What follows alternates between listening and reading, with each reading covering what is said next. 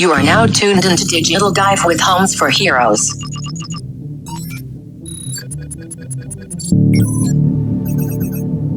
Launching paid media.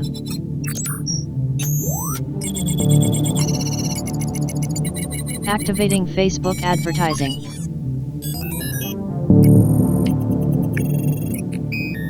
Engaging ad placement. Hello everyone, I'm Seth Jessica, the Emerging Media Manager at Homes for Heroes, and welcome to another episode of Digital Dive with Homes for Heroes.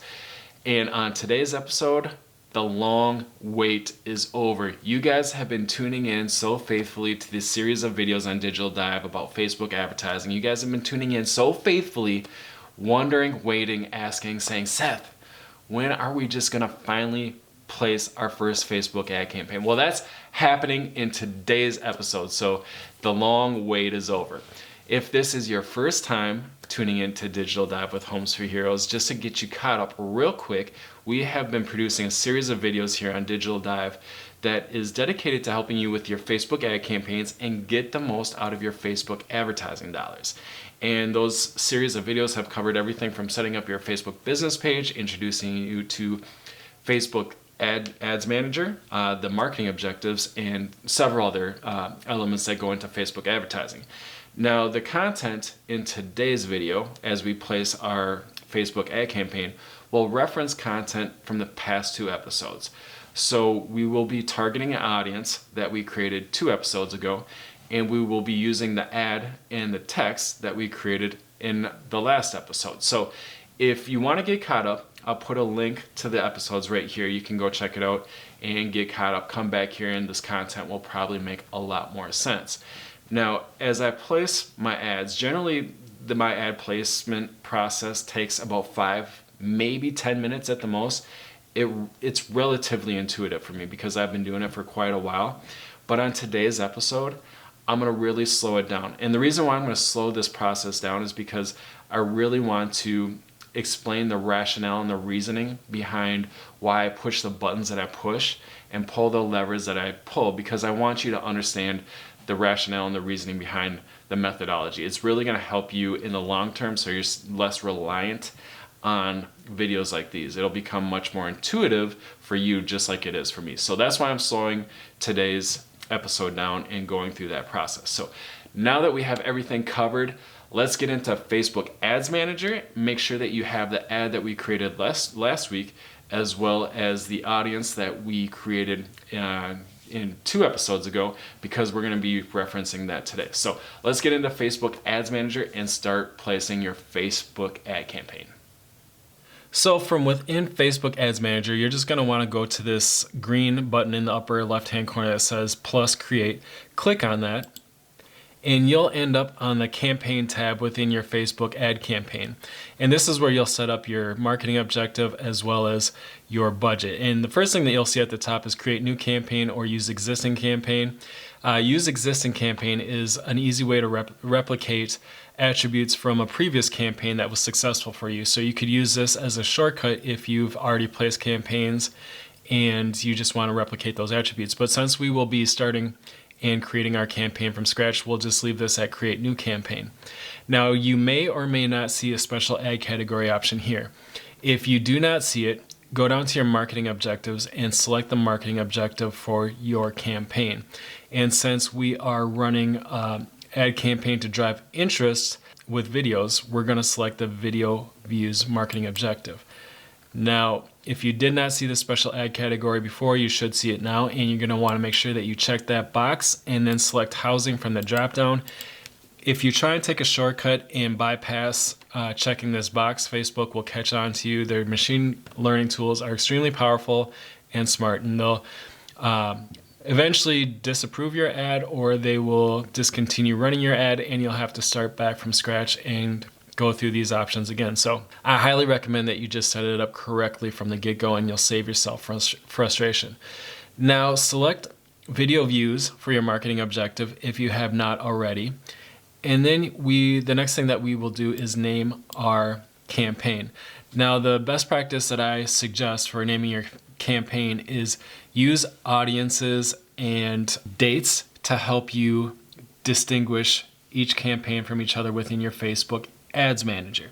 So for mine, I'm going to do hero ad, and then I'm going to just do top of the funnel to further help me distinguish it. And then I'm going to run this May 1st through May 15th, 2020. So real quick, I'm going to dive into why I run my campaigns the 1st through the 15th.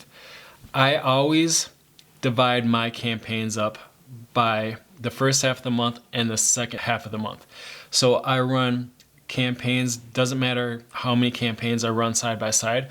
I always run them from the 1st through the 15th or the 14th, just depends on how many days there are in the month. And then I run my second set of campaigns either the 15th through the 30th or the 15th through the 31st, just depending on how many days are in the month. But I split it up like that. And the reason why I do that is because if you run your ad campaigns for only a few days, that's not enough time for Facebook's machine learning tools to learn about your ad campaign and optimize it. So you need to give Facebook at least a few days to optimize your ad. Now, if you run your ads any longer than 2 weeks, you run the risk of exhausting your audience by them seeing your ad too much. So I just break it up in terms of first half of the month, second half of the month. That allows me to keep it clean in terms of dates, and it gives Facebook enough time to optimize my ad, but I also can renew and refresh my ad after 2 weeks so I can make sure that my audience isn't too exhausted by it. So that's the rationale behind that, and that's what I suggest that you would use as well. So once you have your campaign name created, copy that thing and open that document that we created for the text that we're going to use in this campaign and paste it right at the top of that document. And we'll save this here because we're going to be using this again. So just copy and paste that to that document. Now we will move on to create A/B tests. Now we're not going to do an A/B test with this campaign. If you're familiar with A/B testing and it is something that you are pretty proficient in, go ahead and select it. But I will go through how to A/B test in future videos, but we are not going to cover that in today's video. Campaign budget optimization. This is what I think is the most important tool to make sure that you have checked on when you set up your Facebook ad campaign. The campaign budget optimization tool will allow Facebook to learn about your ad and improve its performance based on its learnings. So I rarely, if ever, run a Facebook campaign with this budget optimization turned off. So make sure that you have this turned on. I highly recommend that you always run campaigns with this turned on. I think it's one of the most powerful tools that you have to take advantage of with Facebook advertising. All right, next is our budget. So this is going to refer back to this strategy a little bit. So I run my ad campaigns for the first half of the month and the second half of the month. So what I do for my budget is I switch this to lifetime, and then I take my total monthly budget for Facebook advertising. So I take my entire budget for the month of May and I divide that in half. And if I'm only running one ad campaign, I can allocate that half of May's advertising budget to this campaign. So I'm just going to say that this is the only campaign that I'm running in the month of, or in the first half of the month of May. Let's say that my Facebook advertising budget for the month of May is $2,000. I will divide that in half and I will allocate $1,000 to it. Now I select lifetime budget because I have the budget optimization tool turned on, and Facebook will learn about the days and the times that my ad performs the best, and it will optimize it based on those learnings. So for example, if it's performing better on Mondays in the evening, it'll adjust the ad spend to increase the performance of my ad. Now, if I was to just do daily budget, Facebook would just spend $100 per day on my Facebook ad through this time frame. And that's not always gonna necessarily benefit me the most. So I want Facebook to spend my dollars on the days and times that it's going to perform the best. So I recommend lifetime budget, and then just set the dollar amount for that lifetime budget here. Campaign bid strategy, I always leave it at lowest cost. You could choose cost cap or bid cap, but you are going to have to be very intelligent about Facebook's auction and what the costs are for those bids. If you bid too high, you could end up paying more than you need to for a result, or if you bid too low, you risk the chance that your ad will not be shown to anybody because there are other advertisers in the auction who are bidding more than you, so they will get that inventory space. So leave it at lowest cost. Facebook will optimize your ad campaign to get you the most results for the budget you have allocated and at the lowest cost. Now, if you select Show Advanced Options, there is an option that I always toggle on, which is the Run Ads on a Schedule. Now, this is entirely up to you. No, regardless which one of these you choose, Facebook will optimize your ad based on the times that it's performing the best. So if you run your ads all the time, Facebook will understand, or it will learn when your ad is performing the best and optimize it based on that. I tend to run my ads on a schedule because I know that my audience is not paying attention to ads between midnight and 6 a.m. So I don't really need Facebook to learn about that time frame. So I just will, in the ad setup, I'll cut those times out and just let Facebook optimize my ad between the times of 6 a.m. and 11:59 p.m. So entirely up to you. This is how I set up my campaigns. Next, you can choose standard or accelerated. I always use standard. If you choose accelerated, and actually we can't use it for this video views campaign, but if you were to do accelerated, Facebook would basically spend your budget as quickly as possible to get you the results you wanted. I would prefer, if I had that option, to just keep it with standard because I want Facebook to spend my budget throughout the lifetime of the campaign and spend its time optimizing the campaign. So once you have those options set up, you can click on continue. And now that text document that you had, you can just go to the hero ad, top of the funnel, whatever you name for your campaign name, go back to that text document, copy, and then you can paste it right under ad set name. Now, in future videos, I'll show you how to set up a campaign with multiple ad sets, but because this is the only ad set that we're running under this campaign, I will just use the same naming practice as I did with campaign. As you can see, this is Facebook's default setting for video views campaign. So they're optimizing it for a through play. And as you can see, this option can be changed in the budget and schedule section, which is below. So we will talk more about this in a second. But in this ad set section, what we're gonna essentially do is set up our audience, set up our placements, our optimization, and the times that our campaign will run. So first, we're gonna set up our audience. So the work that we did last week to create a custom audience, to actually create a special ad audience in our ad campaigns, this is where we're actually gonna complete that final step. So here is where you'll create a special ad audience. So to create that special ad audience, what you'll do is wanna select create new and select special ad audience. Now, whatever you named the custom audience from the last episode of Digital Dive when we created the custom audience, that's what you'll type in here. So type in the name for that audience and it will show up in a drop-down list. Just select it and then move on to select audience location. Now here you can only use state or region, you can only do country or region. You cannot do state or city. So for this, you're gonna wanna select United States. Next is the audience size, which is a pretty important aspect of your special ad audience. So the audience size, you can increase your audience size by dragging this little toggle button all the way up to 10%. Now what these percentages represent is they represent the similarity to this data source. So 0 to 1% is gonna be a very similar looking audience to this data source. If you increase it from 0 to 1% to 0 to 2%, you're gonna include that 0 to 1% audience, but you're also gonna include audience of 1 to 2% that's gonna be a little bit more diluted. So you can see your audience size increases, but the similarity in the audience will dilute a little bit, and that will continue the farther that you stretch this down.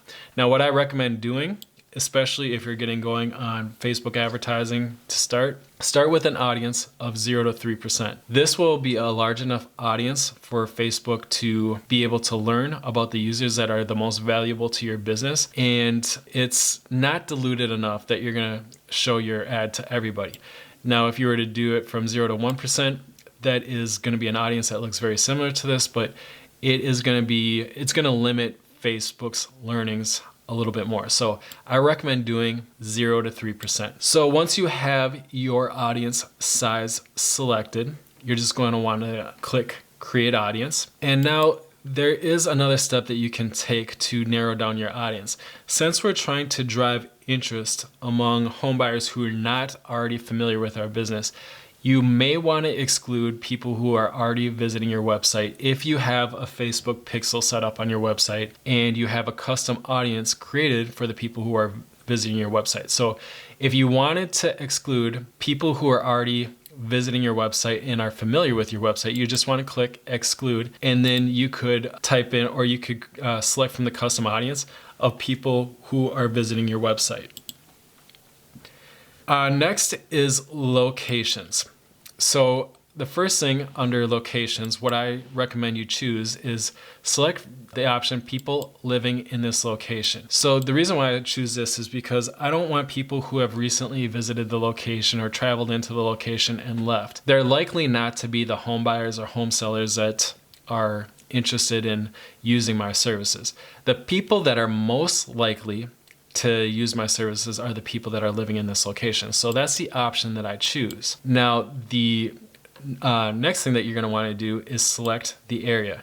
Now, for the area that you target, you can narrow it down by countries, state, regions, cities, addresses, or DMAs. Now, if you do, I'm just going to assume that we're doing more localized marketing with you. So if, for example, we're going to use Minneapolis, the DMA for Minneapolis is the Minneapolis-St. Paul demographic marketing area.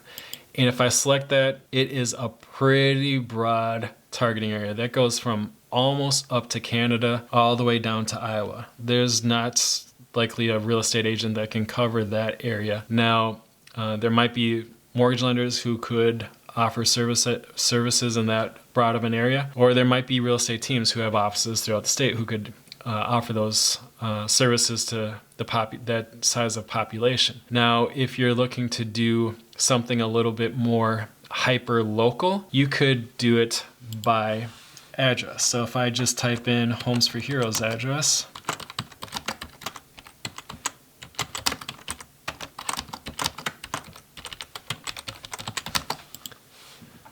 so if I type in Homes for Heroes address, I get a pin drop for that address. Now, this radius is going to have to be at least 15 miles around.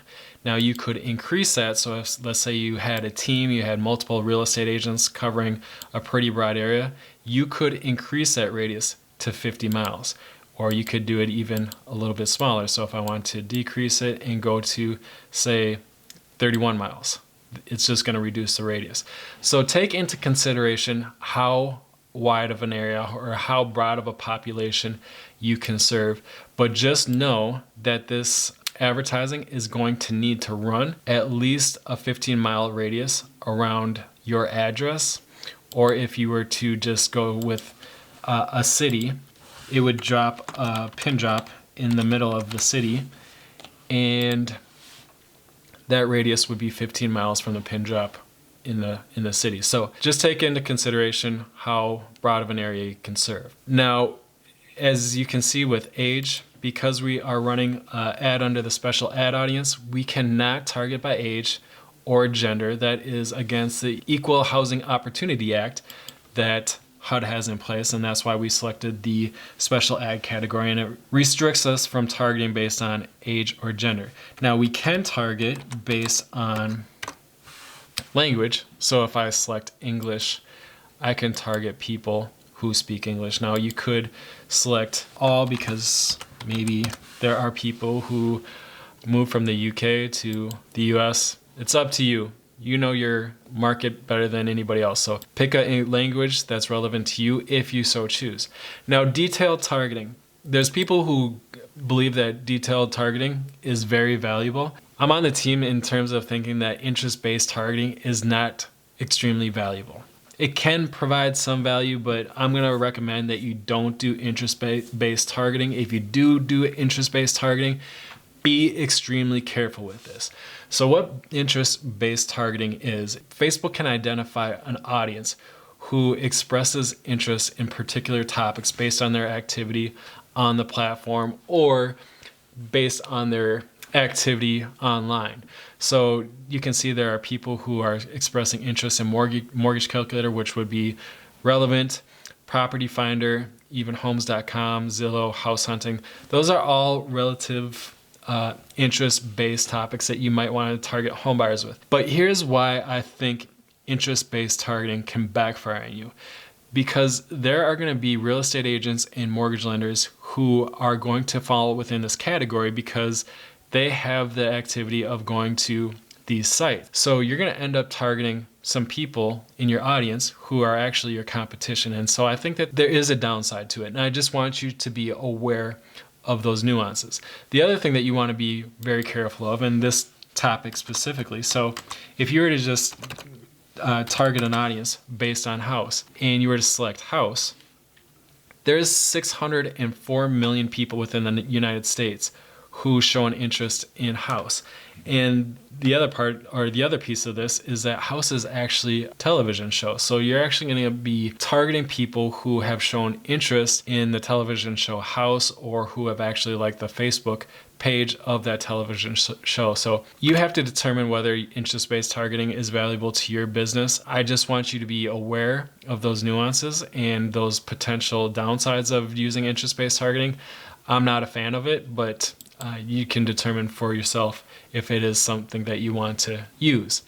Now, connections. Connections is something that you'll want to consider. Since we are trying to target people who are unfamiliar with our business, we can do targeting based on connections. So you can target people who like your page. You can exclude people who like your page. There is a variety of combinations that we can use for targeting based on people who are connected with us already. Now, what I'm going to suggest that you do, since we're trying to target people who are unaware of our business, I would go down to advanced options.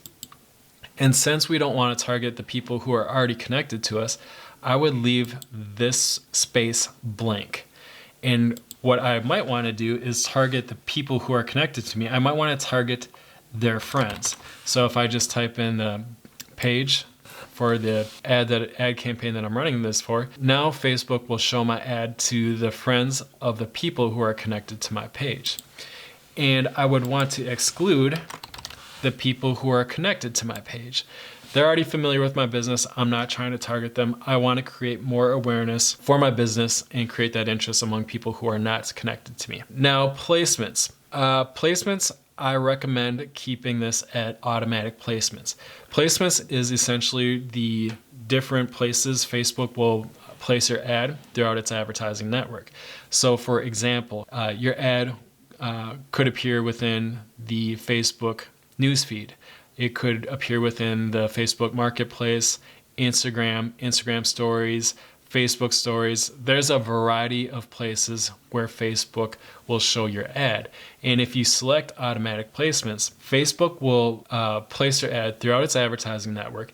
It will learn where your ad is performing the best, and then it will optimize it based on where it is performing the best. So I give the power to Facebook by selecting automatic placements. I trust Facebook knows better about its platform than I do, and it will optimize based on where it is performing the best. So I recommend automatic placements. Next, optimization and spending controls. Now I recommend leaving this at through play as opposed to 2-second continuous video views. Essentially, the difference is Facebook will optimize your ad to get people by placing this ad in front of the people who are most likely to watch the entire video. That's what it's going to optimize it for.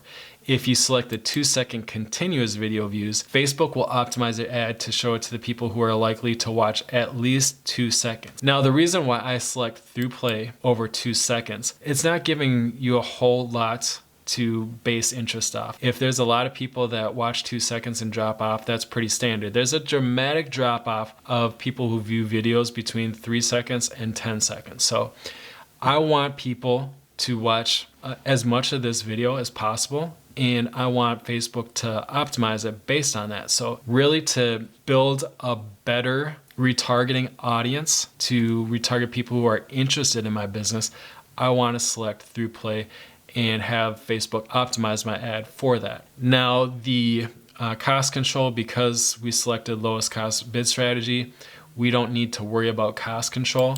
And now we'll select schedule. So again, as you recall, we selected our ad campaign to run May 1st through May 15th, 2020.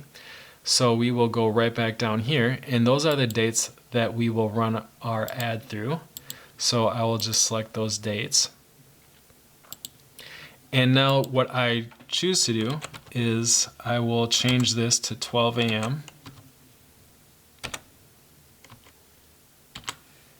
and change this to 11:59 p.m. Now, as you can recall from when I set up my special ad, or the campaign portion of this, I was choosing to run my ad on a schedule because I did not want Facebook to run it between 12 a.m. and 6 a.m.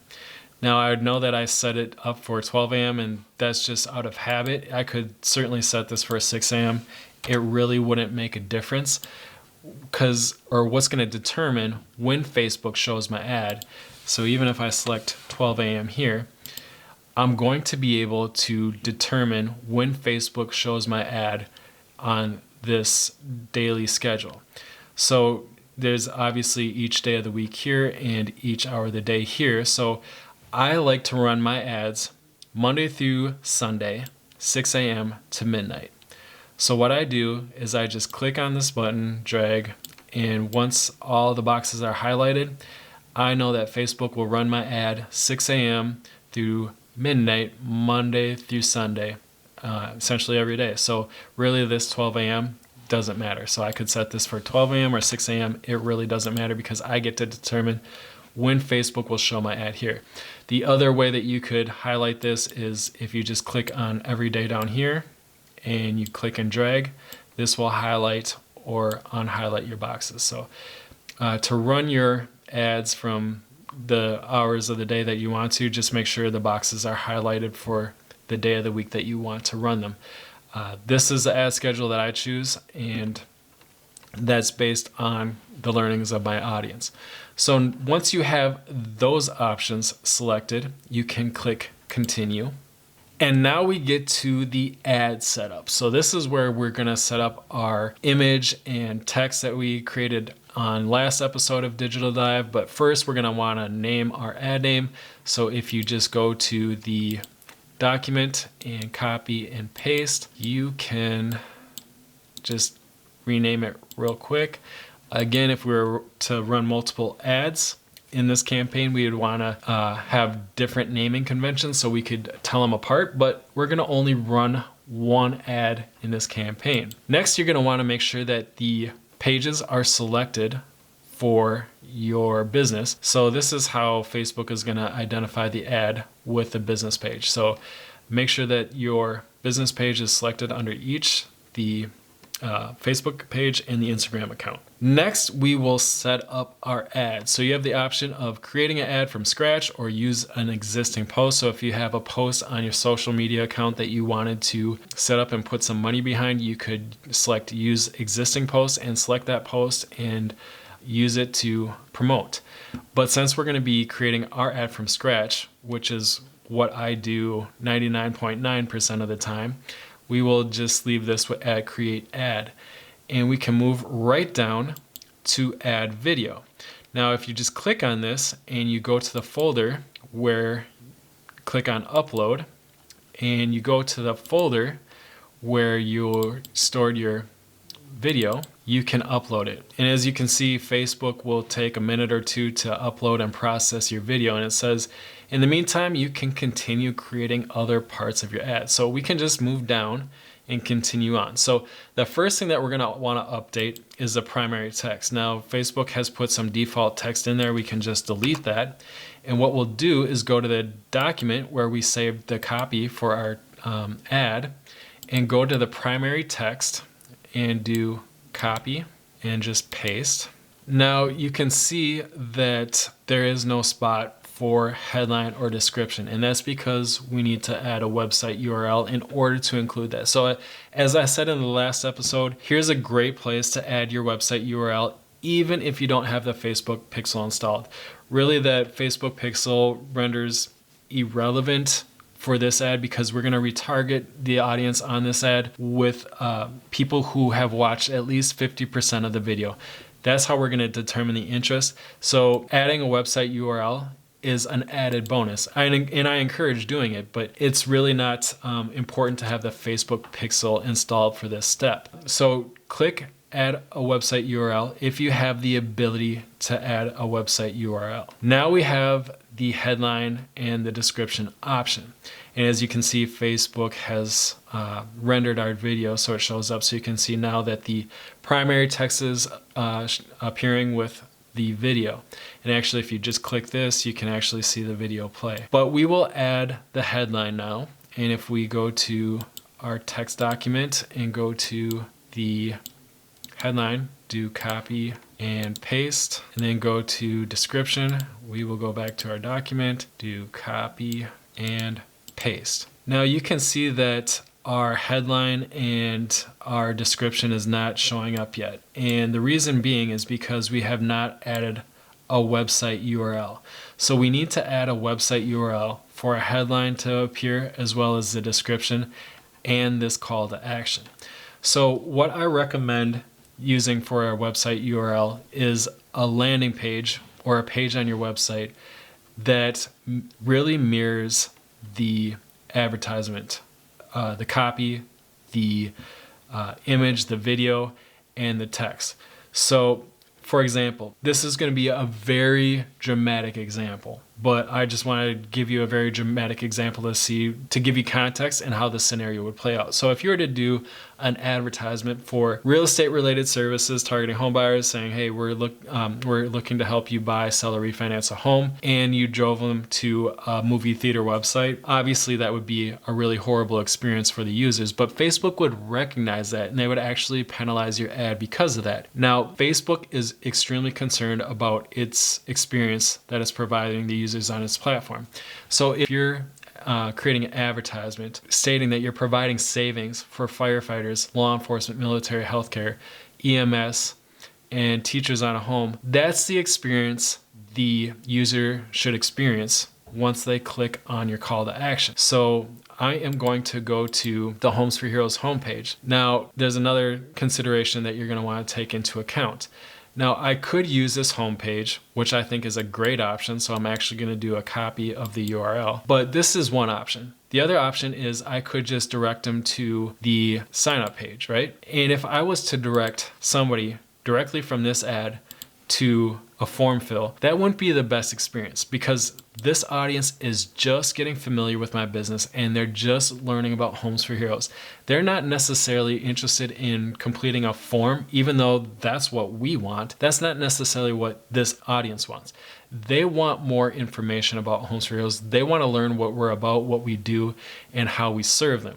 So this would not be the best experience and the best landing page to drive them to. So what I would do is, again, drive them to our homepage so they can learn more. Again, we're going to retarget the audience that was interested in this ad based on video views. If they sign up from this ad, that is just an added bonus. It is not the objective of this ad. So I am extremely confident in providing link just directly to the Homes for Heroes landing page. So now that I have that URL pasted in here, you can see the headline appears, the description appears, and this call to action appears. So the call to action and this display URL, I'm going to cover that real quick. So first, display link. So it renders homesforheroes.com because that is the URL that I placed here. Now I could personalize it. So if I just wanted to say SethJessica.com,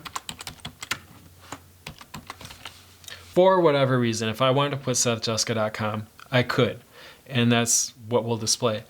Again, this is not going to be looked upon favorably by Facebook, because they're going to say you're driving these people from this call to action to homesforheroes.com. SethJessica.com does not make sense.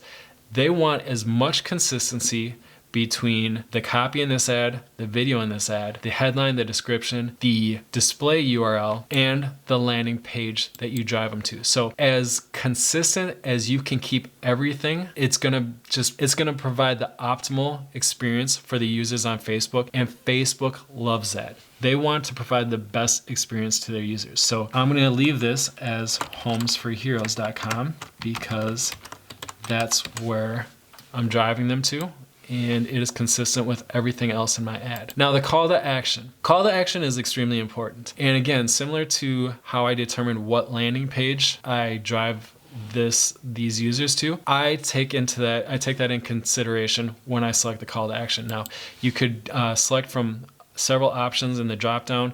For instance, you could select sign up. I don't recommend using sign up for this call to action. I recommend using a learn more. Again, your audience is just learning about your business. They're just getting familiar with your business. They want to understand what you do, how you do it, and how you benefit them. So the mindset of this user is learn more. They're not in the mindset of, hey, I want to provide all my information for somebody to contact me. So that's why I suggest using a learn more for this ad. Now, if you do drive people to a website and you do have the Facebook pixel installed on your website, make sure that you have the website pixel turned on and that it is the correct pixel for your ad. And that way you will get the added benefit of Facebook learning about the traffic that you are driving to your website. So once you have done that, you have actually completed the process of setting up your first Facebook ad campaign. Congratulations, guys. First Facebook ad campaign in the books. We did it. Congratulations, well deserved. All right, so two things that I want to touch off on real quick before I let you go. First, if your ad gets disapproved, don't be too alarmed. This can happen quite often to people who are new to advertising on Facebook. Facebook is still getting familiar with your ad account, so they might disapprove your ad for good reason, they might disapprove it for bad reason. Just look into the details on why your ad was disapproved, and it could be that you just forgot to check off the special ad category box in the campaign tab when you were setting up your advertisement. It could be that you just forgot to check off on Facebook's advertising policies and agreeing to those policies. So look into those details, and if your ad is still disapproved, you can request a manual review, and an employee at Facebook will look over your ad, and if everything is kosher, they'll approve it. If there's still some changes that you need to make, they will provide you additional details, make those changes, and you should be good to go. Just know that the more often you place ads on Facebook, the more familiar Facebook will get with your account, and those approval processes will become much smoother and much easier. So just be patient. It's a learning curve for everyone. Second thing, if you guys have questions or concerns, I really do encourage you to reach out to me. I understand that I'm introducing you to a Facebook advertising strategy, and I'm introducing it to you because it's been hugely successful for me, and I want it to be just as successful for you. So if you have questions or concerns about this, you can direct message me, tag me in a post on any social media platform. My handle is @SethJessica. I'd be more than happy to answer those questions or address those concerns. So other than that, thank you guys so much for tuning in to this episode of Digital Dive. Make sure you tune in to future episodes as we start creating campaigns to retarget the people that we've built interest in with these campaigns, and we're going to start creating consideration and conversions around your business by retargeting these people. So make sure you stay tuned for that. Other than that, if you found this video helpful, make sure that you give it a like, and make sure that you subscribe to the Homes for Heroes YouTube channel and hit that notification bell. That way you'll get notified every time we publish a new episode of Digital Dive with Homes for Heroes, or Real Talk with Homes for Heroes, or 2-Minute Tip Tuesday, or any of the other great content that is coming out of the Homes for Heroes YouTube channel. So thank you guys so much for tuning in, and I look forward to seeing you guys real soon.